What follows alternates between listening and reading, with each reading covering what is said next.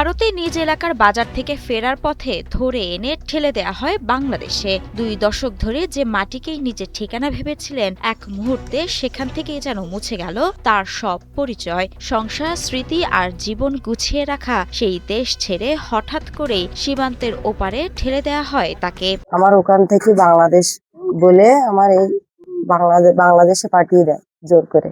দীর্ঘ 20 বছর ধরে ভারতের মুম্বাইয়ে বসবাস করার পর বিএসএফ এর হাতে পুশিনের শিকার হয়ে বাংলাদেশে দিন কাটাচ্ছেন শাহিদা ফকির নামের এক ভারতীয় নারী। আমি 20 বছর ধরে বোম্বাইতে থাকি, আমার স্বামী থাকে, আমার ছেলে থাকে।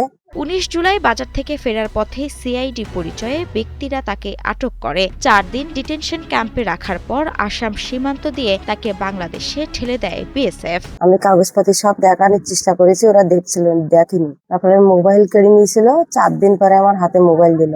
অসুস্থ অবস্থায় গত 27 জুলাই বেনাপোল সীমান্তে কাদামাটি মাখা শাহিদাকে দেখতে পেয়ে মানবিক কারণে উদ্ধার করে নিজের বাড়িতে নিয়ে আসেন এক পথচারী। বর্তমানে তিনি সাতক্ষীরার কলারোয়ার সোনাবাড়িয়া ইউনিয়নের ভাদিয়ালি গ্রামের আবুল বাশারের বাড়িতে আশ্রয়ে রয়েছেন। রোডের সাইডে কাদামাটি অবস্থায় কাদা কাটা করছে, তাই আমি জিজ্ঞাসা করছি এখানে কামচা কেন, তা বলতেছে যে আমার এরকম ইন্ডিয়ার বিএসএফ ধরি জোর পূর্বে আমার বাংলাদেশে পাঠিয়ে দিয়েছে।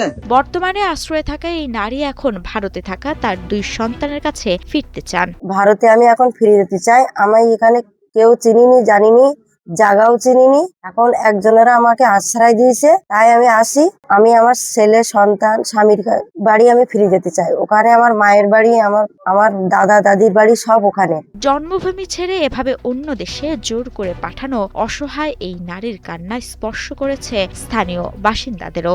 এখন আমরা সবাই মিলে তাহার বাড়িতে পৌঁছানোর জন্য আমরা সবার কাছে দাবি রাখছি, সে মহিলা ভালোভাবে সুস্থভাবে যেন সে তার বাসায় চলে যেতে পারে। ঘটনাটি সত্য বলে নিশ্চিত করেছে কলারোয়া থানার অফিসার ইনচার্জ HM শাহিন। তিনি আরো বলেন, বিষয়টি ঊর্ধ্বতন কর্তৃপক্ষকে জানানো হয়েছে এবং পরবর্তী প্রয়োজনীয় ব্যবস্থা নেওয়া হচ্ছে। এই সংবাদটি আমি গোপন সূত্রে জানতে পেরে আমি এটা খোঁজখবর নিই এবং সে যে ভাদিয়ালি গ্রামে অবস্থান করছে সত্যতা আমি পাই এবং সত্যতা পেয়ে আমি আমার ঊর্ধ্বতন কর্তৃপক্ষকে আমি বিষয়টি। একদিকে ভারতে থাকা স্বামী সন্তানের কাছে ফেরার আকুতি, অন্যদিকে বাংলাদেশে অনিশ্চিত আশ্রয়ের জীবন। 2 দেশের সীমান্ত রাজনীতির মাঝে পড়ে পরিচয় সংকটে দিন কাটছে এই নারী। এখন তার একটাই আবেদন, দ্রুত প্রয়োজনীয় কূটনৈতিক ও আইনি উদ্যোগের মাধ্যমে যেন পরিবারের কাছে ফিরে যাওয়ার সুযোগ করে দেয়া হয় তাকে। মাহমুদা মুন্নি, 71।